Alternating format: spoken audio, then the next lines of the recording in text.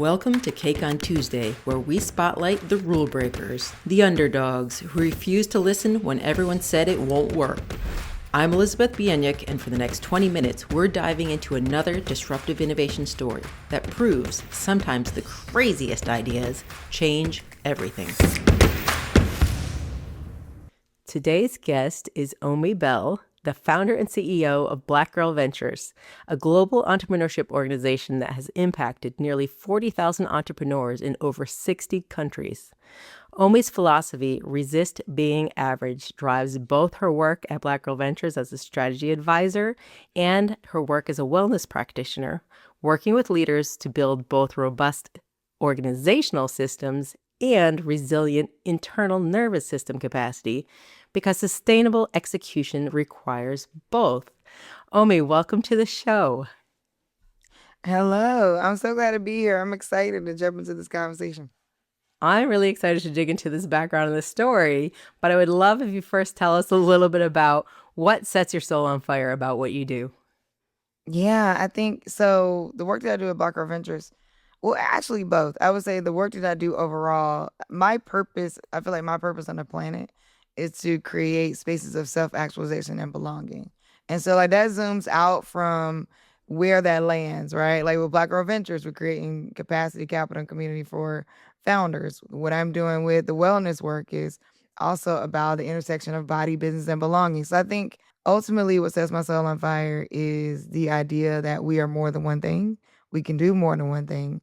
And that these intersections make up who we are, but we don't often get a lot of space to exist as all of that. And some of the greatest advice that I've ever received is be all that you are as soon as possible. And I think what sets my soul on fire is figuring out how I can provide space for people to do that work. Okay, I liking this. I like the fact too that you're treating the whole human. You're looking at everybody all together. And I often introduce myself as a recovering compartmentalizer, where I used to always look at things very differently, my work life, my personal life. And you're really looking at this as, hey, you're one person. These are all different facets of you. And you have multiple businesses doing this. How do you bring that all together? And how does that story unfold as, hey, you're one person. We got to work on both the out and the in. How did that come together? Yeah, so in building Black Girl Ventures, we are 10 this year. And around 2022, I started to hit a wall. So I was head down, hustle culture, go, let's do this, team, no sleep, like all those things. And then I hit a wall. I was like, I can't raise another dollar. I can't step on another stage. I have nothing more to give. But I knew the work that I was doing was way too important to just like tell everybody go get a new job. So I was like, oh, I'm going to take a break. And so, I did try to take a vacation thing, like a 2-week vacation. That didn't work. Oh my gosh, no. Tried to take 30 days. That didn't work. Because I think what I realized, I was exhausted at a soul level, And I Yeah. realized that a little nap wasn't it. It wasn't that. And then, how you go on vacation, you have to like take the vacation from the vacation. Yes, exactly. So I knew that I needed more. So I went to my board and I was like, look, I need 3 months. But I need a 3-month sabbatical. And in the realm of sabbaticals, 3 months is short, but they were still looking at me like I had 2 heads. Like, you want to do what? So, but I did. In top of 2024, I took a 3-month sabbatical. And I spent that first month really just sort of unraveling, crying. Like, I hadn't paused in life. Right. For a long time. And so what I realized after that is like I really got into nervous system regulation and what that looks like for me. So I eventually became a breathwork facilitator. I got certified in Reiki 1 and 2. Also yoga nidra, which is like a sleep yoga. Okay. And I started really digging into what these things mean. And I realized that this whole time I had been saying like, well, what makes me great is all the anxiety I had, right? Like, is my go mode. And then I realized that like I can actually move from a regulated nervous system. That if I am calm, I'm actually more competitive than if I am just like ready to go and always like trying to hustle and grind. So that became the superpower. Okay, you just brought up a lot of things that I want to dive into. So if I'm a recovering compartmentalist, you're recovering hustle culture. That's right. So That's right. You brought up this idea of taking a strategic rest. And I like that concept, because I think a lot of times we look at it as, oh, if you can't cut it in hustle culture, then you can take a rest. But in reality, it's a strategic move to make sure that you are ready to address everything else. I'm a big fan of sabbaticals. I took one myself. I took one for a whole year, which is I pretty love wild and it. crazy and I wish I could have amazing. taken a year. And I think it's one of the best things I did in my life. Your 3 month sabbatical, I don't think it's long enough. I think to your point, you spend a lot of time detoxing. But was that a huge mindset shift for you though? For me it was. I'm curious, coming out of those 3 months, was your view of success very different from going into those 3 months? Oh, 100%. I mean, rest is not a luxury, it's a performance strategy, right? And I think people starting to understand that when you're moving from a nerve, cause so think about it like this, and this is why I like to kind of paint it to people. This came to me the other day, is that if you really think about all the places that we consider high net worth or men to be making decisions, think about this, or making deals, the golf course, private membership clubs, long dinners, and the sauna. Well, what do all these places have in common? Nervous system regulation. If you're on the golf course, what do they do when you get ready to hit? When they get ready to hit the golf club, it's like the golf ball. Everybody has to be quiet, right? Like, yes, you may Yeah. be talking. Also, there's lots of greenery, a pretty serene environment, and what's a common thing you see at private clubs? Warm tones, seclusion. It's very calming, right? Sauna goes without saying. Like, these are things that we see, and it's painted for us all over the media and in the movies, and then we hear like, oh, they're making deals over there, right? But really, all of this is centered around their being calm, like being in a place where they can like hear each other, right? Like being in a Yeah. place where they are just really relaxing, and the idea that if I can relax with you, I can make a deal with you. But other people, I feel like women, people of color are taught that like you gotta no, the point is you gotta work till you drop. And what I'm realizing like lately is that body is not included in economic mobility. It's like we're not talking about body along the way. We're talking about maybe, you hit a wall and you got to do something about it, or don't sleep until you get it done, or we're talking about things like, oh, you can actually focus on your body when you get to a certain level of making money. But really, I believe that a sustained performance strategy has to include body along the way, which is why some of the leaders that we see is like, oh, they're making a lot of money. Oh, they're seemingly working their dream job and they hit a wall and they get burnt out. Why? Because along the way, we're not talking about how to manage your nervous system, how to think about your body and your body as a part of your performance. Unless you're an athlete, that's when it comes up most.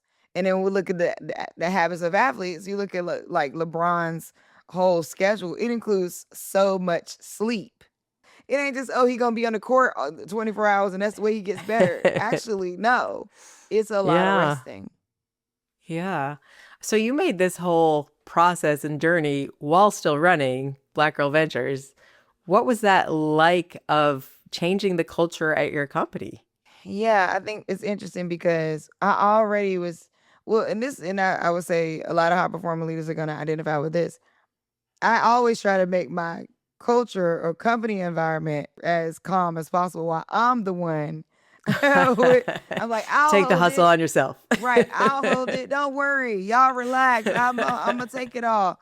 So really, I think in what changed is actually developing more trust in like me relying on them in different ways, which they then enjoyed, right? Because it wasn't that I needed Right. to quote like save them. I just needed to incorporate into the culture that we have light days. So these are days where like if you had a lot of activity and you need to like not take any external meetings, but you're like available, but you're pacing yourself. There's a lot of autonomy because my whole team I have 14 employees. We're all remote. And so I have 14 employees, like people on staff more full time, but then I have like a few contractors that we work with. So all in all, we're probably about a staff about 16 to 20 on any given day. And so them being able to take breaks is important. Them being able to set their schedule, being able to look at each other's schedule. I also encourage them. I learned this from an executive coach to like use their calendars to map out rest time too.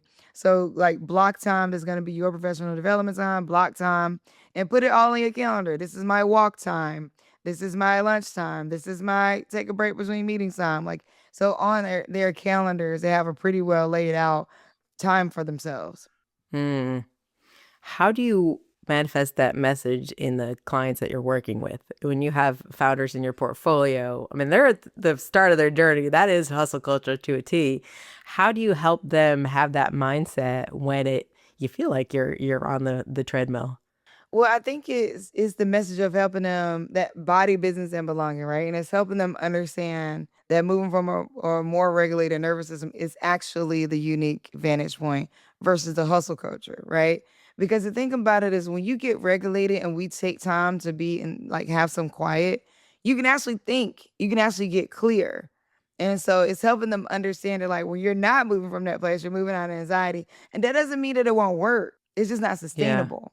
So I think that Yeah. founders have different layers of where you get to over time. At first, you're trying to figure so much out. Your brain is so clouded.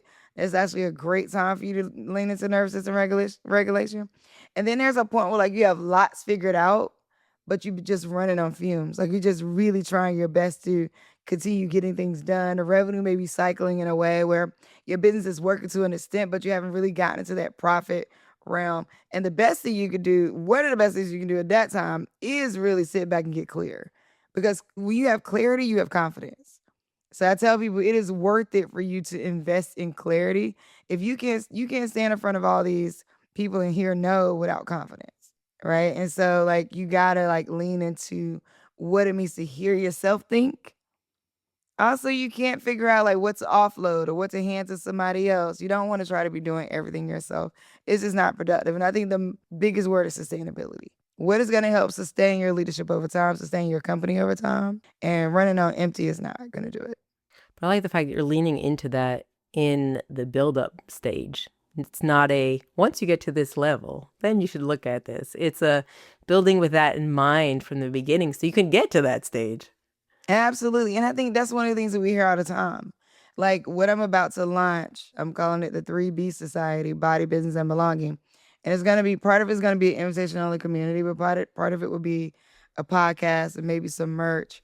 But one of the things I'm saying is you have business communities, you have wellness communities, then you have social clubs. But I rarely find a place where you could be all of it. And as a high performer, you need to hear from other high performers like you who are also trying to do that same thing and trying to integrate, like, what does it mean to be a whole person and do this work? We're seeing so many businesses close right now for multiple reasons. The market is shifting. They made decisions that weren't the best decisions. But where do you find that community helps you make decisions that you trust? Because I think trust is a big thing. But figuring out how you don't have to compartmentalize, so you're going to be a recovering compartmentalizer. You don't have to always compartmentalize, and that's the solve. But like, what if you step back and let it all be? What would your life look like then? What if you just said, okay, this is all that I'm managing. This is all that I am. And really, to be honest with you, I think if people got to this point, some things they would decide they don't want to do anymore. And then what do you do with that? Like, I think so when you get to the point where you're like, actually, I built my whole career, even me thinking about launching the 3B Society, right? I've reached this whole level of internationally known leader, I've traveled, I'm highly awarded under the work I've done at Black Girl Ventures. How do I now just say, oh, by the way, I actually think this is my next work, y'all. Like, in full transparency, it's something that I'm literally working through with myself right now. How do I just go, okay, I done raised millions of dollars under this very concrete idea of helping business owners, which people get, and to go into this what is seemingly woo-woo version of myself where I really just want to wear boho clothes and be by somebody's ocean and have people not look at me like, girl, what are you talking about? So I think it is a matter of, but I'm also about modeling. Like if I could build BGV from zero, no dollars to be in this international movement. And so if I can decide that when you really get regulated, deciding on what you want to let go of and be Black Girl Ventures will continue to run. But I'm just saying that like it's a pivot, it's a transition, and it's a completion. Like if you complete the 12th grade, you don't go, dang, college is hard. I think I'm gonna go back to the 12th grade. You know what I mean? Like that's just not a thing. And start to understand your like as a human, you are evolving. And the things you have worked on have a time that they're limited. And I'm thankful that I've gotten to a place of zooming out and being like, no, my purpose is to create spaces of self-actualization and belonging.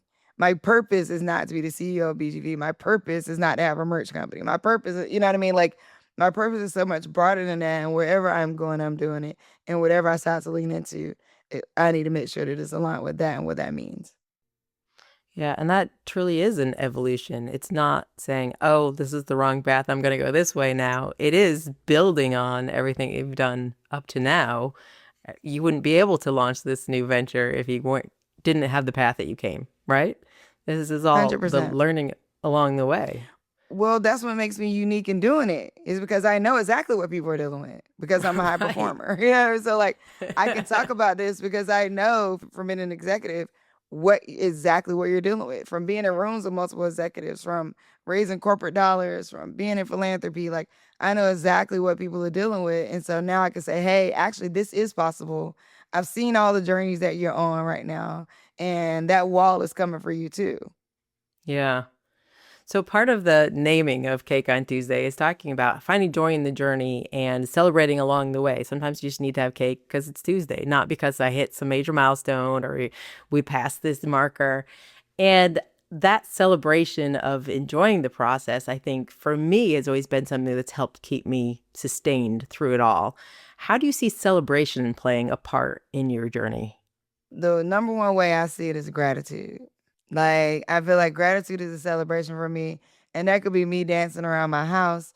That could be me taking a walk. That could be me like playing games with my daughter, like who's 11. So I think like, and that could be just calling a friend and be like, look, you know what? I'm having a great day. Nothing major happened, but it just feels like a great day.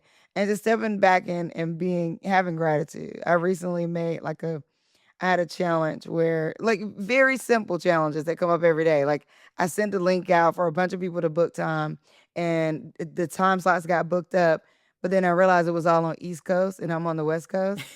And I was like, oh my God. And I was like freaking out a little bit. I was like, oh my God. Now I got to wake up at 3 a.m. to talk to these people. And then I was like, you know what? No, I got to reschedule like 25 people, but I took a breath and I said, but how amazing is that? That I just put this out without any deep conversations, deep explanations, and we got 25 people that booked. I am so grateful that that many people are willing to respond to me and my seemingly crazy things I think of and are willing to jump in and be like, I want to be a part of that. Like, I just had to pause and go, I have so much gratitude for that. And I laughed it off and I went and I rescheduled to 25 people. You know, so I think like, just taking a moment to go, like, I celebrate the fact that y'all even responded to this because this was one message that you got from me. It wasn't like I had to bombard you. I didn't have to like keep asking, none of that. And I'm thankful. And that's how I had to look at it. And I just celebrated for a little bit, took my moment, took some breaths, and was like, okay. And then got back in it. What are you most excited about looking ahead, Omi? What's 2026, the year ahead with BBB? What's most exciting to you? Yeah, so I'm a serial optimist. Okay, so That sounds I so much better. I've been called a delusional optimist. The cereal sounds so much well, better. you gotta be delusional I'm too. gonna take that one. But I'm a serial optimist, and so regardless of like all the things that are happening right now in the world, which are so crazy, I just fully believe in positive outcomes for us and like ability to like partner. At BGV, we are turning 10 this year. Like I said, this is our 10th year. And so I'm looking forward to events we have coming up, some celebrations. We're going to have a summit this year, our first summit. So that's going to be fun times. I'm also looking forward to launching 3B Society, Body, Business, and Belonging. I'm working on some research around it, plus to release like a white paper, also working on like launching a full-on community and a podcast. So I'm excited about that. And both these things just give me chances to be in community with great people that I care about. And so I am most excited about that. That's what it all comes down to. Omi, if people want to learn more about what you're doing, about Black Girl Ventures, about BBB, where can they follow you? Where can they find you? Where can they learn more? Yeah, so to learn more about Black Girl Ventures, you can go to blackgirlventures.org. We're all across all social too, TikTok, Instagram, Facebook, LinkedIn, Black Girl Ventures. You can also look up omibell.com to check out 3B and see what we got going on there. And if you're interested in joining, and you can join my email list And I'm also on social, Instagram, Omi Bell. I'm on YouTube at The Omi Show. You can check me out there. Awesome. Thanks so much for being here with us on Cake on Tuesday, Omi. Thank you for having me. Thanks for joining another Cake on Tuesday celebration of beautiful disruption. Please share it, review it, and find more innovative stories at podcast.cakeontuesday.com. I'm Elizabeth Bienik. Be bold, stay curious. Now go have some cake.